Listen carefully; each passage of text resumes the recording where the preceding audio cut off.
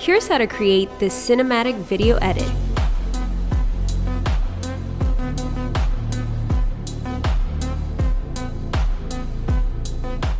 One, speed curve to get the film-like motion. Create a new project, import all the videos, select the clip, tap speed, hit preset, select the first preset. Adjust the speed curve so it looks like this. Tap duplicate, reverse. Apply this to all the video clips and you'll have this cinematic boomerang effect.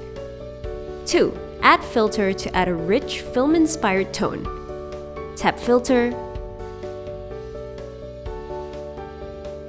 Select Moody 1 or any filter that you like. Press the arrow to extend it to the end of the clip, and that's it.